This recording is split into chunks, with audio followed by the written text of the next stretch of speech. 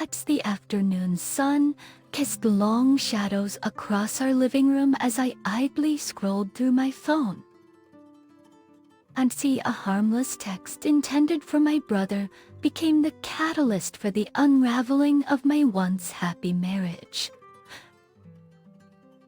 Everly lay next to me, her rhythmic breathing suggesting an afternoon nap.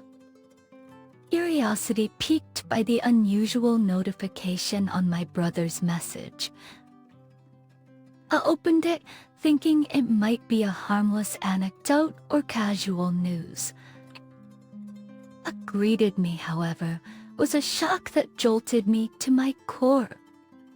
Explicit messages and intimate photos exchanged between Everly and a mysterious figure named Jack. The directional glance of asked disbelief mingled with a rising sense of dread as I scanned through the conversations, each word carving into my trust like a knife. I stared at the screen, grappling with the harsh reality that my wife, the person I thought I knew so well, was harboring a secret life. My heart pounded and a lump formed in my throat. "Hey, what's wrong?" Everly's voice interrupted my silent turmoil. I mustered a weak smile, concealing the storm raging within me. "Just some work stress," I replied, slipping the phone into my pocket.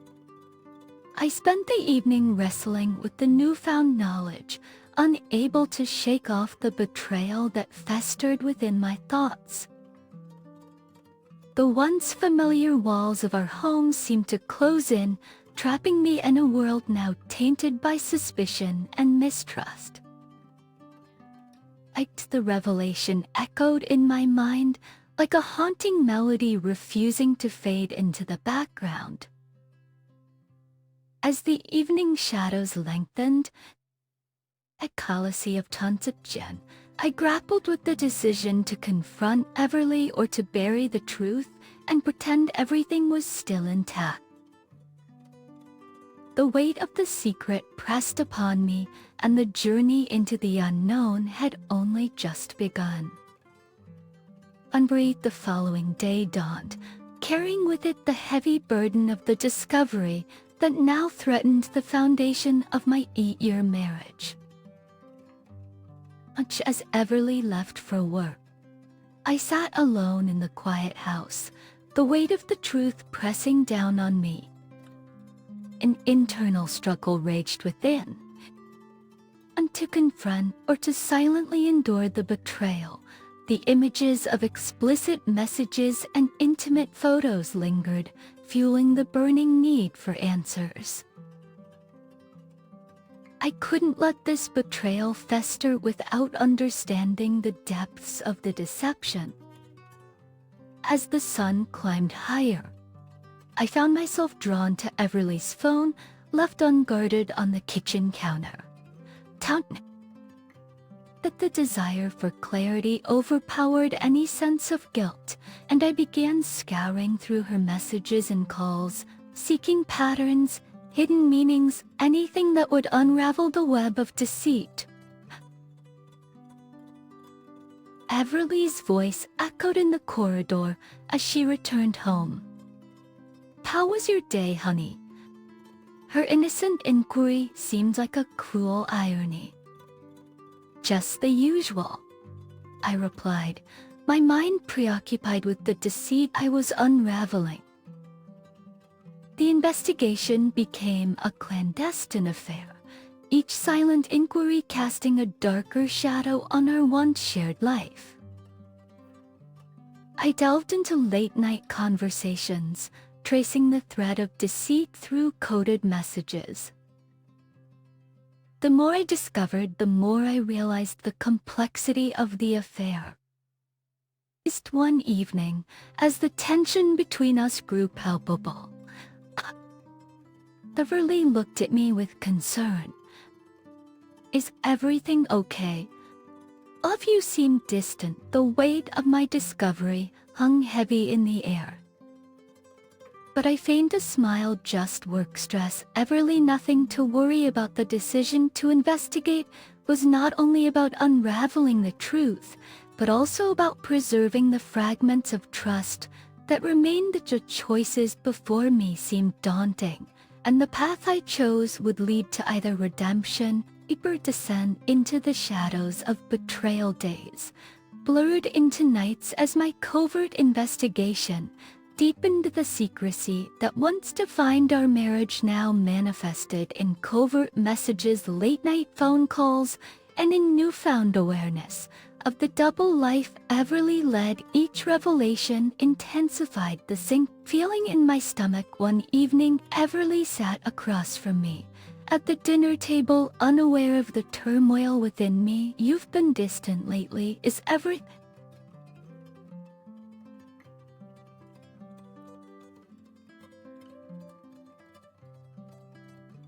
okay?" Her eyes searched mine, but I diverted my gaze, feigning a smile. "Just work stressed, Everly. You know how it is." The intimacy of our shared space felt like a facade as I continued to uncover the layers of deception. The explicit talk and the photos exchanged with Jack were undeniable evidence, yet the complexity of their clandestine affair revealed itself in coded conversations and planned rendezvous. As a wave of frustration washed over me as a kid confronted the harsh truth. The woman I thought I knew so well harbored a realm of secrets hidden behind the mundane facade of our shared life. As the night deepened, I couldn't escape the gnawing feeling that our once shared memories were now tainted by the shadows of betrayal. "Is something bothering you?" Everly's voice, laced with concern, broke through the silence as we prepared for bed. I hesitated, caught between the urge to confide, and the fear of escalating the confrontation prematurely. "Just tired, Everly. Let's get some rest." The investigation led me into the heart of their secret world. Late-night rendezvous, covert phone calls, and coded conversations became the backdrop of my nights. I was determined to unveil the entirety of their secrecy, regardless of the toll it took on my emotional well-being.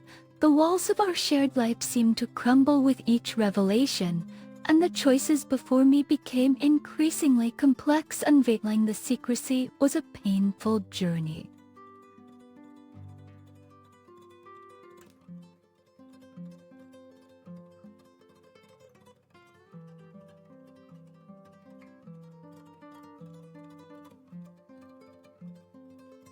But I couldn't turn back. The truth awaited, shrouded in the darkness of their betrayal. Determined to expose the truth, I embarked on a late-night stakeout. Shrouded by the cloak of darkness, the city's muted hum and dimly lit streets became the stage for my silent pursuit of answers. Under the veil of the night, I trailed Everly's movements, a shadow dissipating through the echoes of her secret life.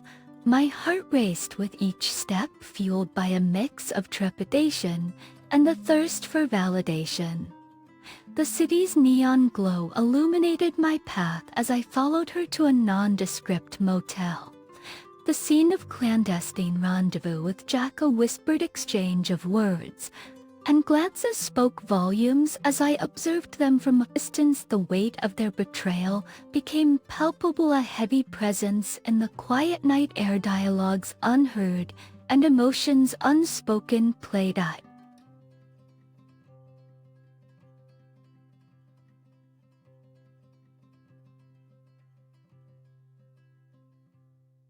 Unspoken played out before my eyes, painting a picture of deceit that no amount of evidence could fully capture. As I hid in the shadows, I overheard a hushed conversation between Everly and Jack, their words carried by the wind. "Are you sure we won't get caught?" It's Jack's voice, tainted with a mixture of excitement and anxiety, reached my ears. Everly's response was a soft reassurance, a promise of continued secrecy that sent shivers down my spine.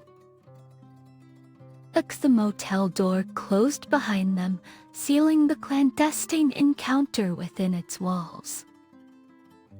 The night held its breath, awaiting the revelation that would either bring closure or plunge me further into the abyss of betrayal. Back at home, the weight of the night's events hung heavy in the air. Everly, returning home, found me sitting in the dimly lit living room, a silent witness to her clandestine world. "Everything okay?" Her voice trembled with an underlying tension. I met her gaze, my eyes reflecting the turmoil within. "We need to talk, Everly." The late-night stakeout had unraveled a truth that demanded confrontation, and the room became a battlefield where words would be weapons in the war against deception. The night's revelations hung in the air like an impending storm as Everly stepped into the dimly lit living room. The tension between us crackled, the silence a canvas awaiting the brushstrokes of confrontation. This with an unspoken acknowledgement of the elephant in the room. Everly hesitated, her eyes avoiding mine. "Is something wrong?" she finally asked, her voice wavering with the feigned innocence that only fueled my frustration. "We need to talk, Everly," I declared, the weight of the words heavy in the charged atmosphere. Her eyes met mine, a flicker of unease crossing her face before she composed herself. "I'm ups about what?"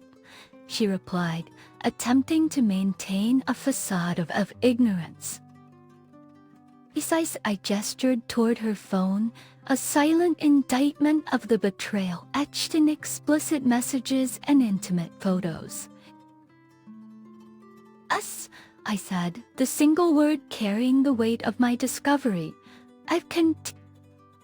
The room seemed to close in around us as I unraveled the layers of deceit, detailing the late-night stakeout and the motel encounter with Jack. Everly's eyes widened, the realization dawning upon her that the carefully constructed walls of her secret world were crumbling.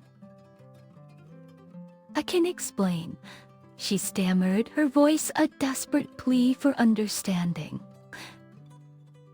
The explanations were futile against the concrete evidence of her betrayal. As the confrontation escalated, the door swung open, revealing the unexpected presence of my sister-in-law.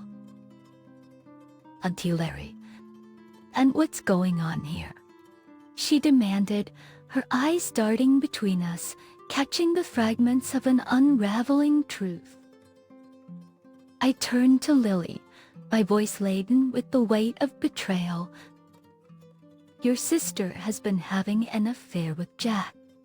The words hung in the air, a declaration that shattered the illusion of a united family. Lily's face contorted with shock, anger, and a hint of disbelief. "Is this true, Everly?" she asked, her voice a mix of accusation and concern. It successfully crammed a room became a battleground, emotions colliding in a whirlwind of accusations confrontation loomed, a decisive moment that would either salvage the remnants of trust or herald the irreversible breakdown of a once solid foundation.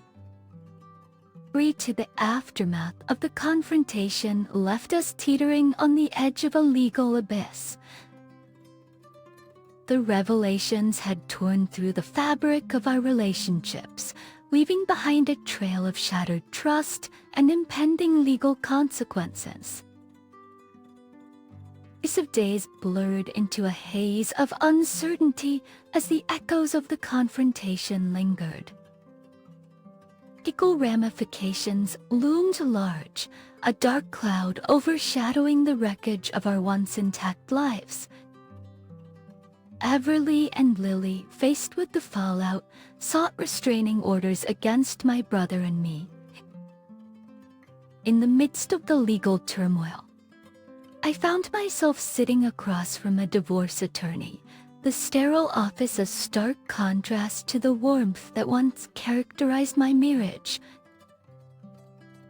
"This will be a challenging journey," the attorney remarked, glancing at the evidence of Everly's betrayal scattered across the table. The specter of restraining orders and potential court battles cast a long shadow over our lives. My brother and I faced the grim reality that our pursuit of truth had unleashed a legal maelstrom threatening to consume not only our relationships, but also our financial stability. Lily's voice, laden with frustration, rang in my ears during a heated phone call. "You've ruined everything with your investigation. Now we're all caught up in this mess." Her anger resonated with the bitter taste of regret, a sentiment shared by all entangled in the web of betrayal. Everly, caught between guilt and defiance, uttered words that reverberated through the legal battlefield. "I never thought it would come to this. You didn't have to take it so far," she lamented, her eyes reflecting the consequences of her actions. The divorce attorney's advice echoed like a somber refrain: fines, legal battles, and the potential dissolution of the life we had built together. Legal ramifications were now the harsh reality we faced, a consequence of unraveling the web of deceit that had woven itself into the fabric of our relationships. The journey ahead promised not only emotional turmoil, but also a legal odyssey that would redefine the contours of our lives. As legal ramifications loomed, a sense of urgency propelled me into a race against time. The evidence gathered during my investigation became both a shield and a weapon, and the impending court battles drove me to seek additional validation before the legal storm hit. Mystic days melded into nights as I immersed myself in the task at hand, a relentless pursuit of more evidence to fortify my position. Night conversations with private investigators, hurried consultations with lawyers, and a constant barrage of research consumed my every waking moment. Was my brother, caught in the same whirlwind, voiced his concerns during one of our tense exchanges. "We need to be strategic about this. We'll plan our moves carefully.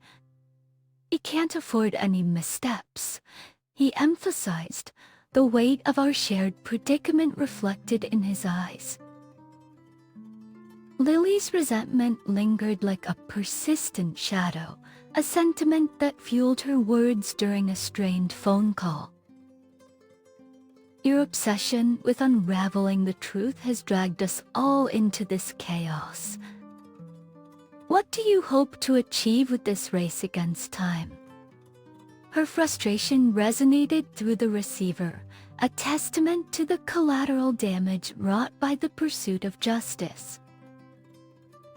Everly's attempts at reconciliation were met with a steely resolve. "But I never thought it would come to this. Can't we find a way to settle things without destroying everything we've built?" she pleaded, her voice tinged with desperation. But the urgency of the situation left little room for compromise. The divorce attorney's advice echoed in my mind: Every piece of evidence, every witness statement, and every strategic move became crucial in the impending legal battles. At your Evtinian PCT, the race against time was a relentless push to gather enough ammunition to weather the storm that threatened to engulf us all. Amid the chaos, a realization dawned. The web of deceit was not only unraveling our relationships, but also reshaping the contours of our lives. The choices made in this race against time would determine not only the outcome of the legal battles, but also the future paths we would each be forced to tread. Actually, as the storm of legal battles approached, the looming question became whether redemption or retribution would emerge from the wreckage of our shattered lives. The choices made in this tumultuous journey would define not only the legal outcomes, but also the emotional landscapes we would navigate. Amid sections in a dimly lit lawyer's office, my brother and I faced the gravity of our decisions. The evidence is strong, but emotions run high in court. Brace yourselves for a challenging trial, the attorney warned. His words a somber reminder of the turbulent path ahead. Heated conversation with Lily underscored the toll our pursuit of truth had taken on our relationships. You think gathering all this evidence will make everything right? That won't bring back what we've lost, she retorted, a mixture of anger and sorrow coloring her words. Everly, caught in the crossfire of our pursuit, pleaded for an alternative path. That the fragility of our shared past became a battleground for conflicting emotions. Amidst the legal maelstrom, a glimmer of redemption emerged, a possibility to salvage what remained of trust and rebuild fractured lives. The divorce attorney's counsel resonated, urging restraint and a pursuit of closure rather than retribution. Yet the desire for justice and the lingering pain of betrayal fueled a competing urge for retribution. That years, the evidence gathered, the late-night stakeouts, and the relentless pursuit of truth now stood as instruments of potential revenge. As the courtroom drama unfolded, the emotional toll became evident in the faces of those entangled in the legal battles. The judge's gavel became a harbinger of either redemption, a chance to rebuild and heal, or retribution, a relentless pursuit of punishment for the sins of betrayal. In the final moments of the trial, as the judge prepared to deliver the verdict, the room hung heavy with anticipation. The choices made in the pursuit of redemption or retribution had set the stage for the aftermath, promising either a path to healing or a descent into the abyss of irreparable damage. The courtroom held its breath, awaiting the resolution that would shape the destinies of those entangled in the web of betrayal and legal battles. Thank you for listening to the story to the end. And if you like it, please support us with a like as well as subscribe to our channel.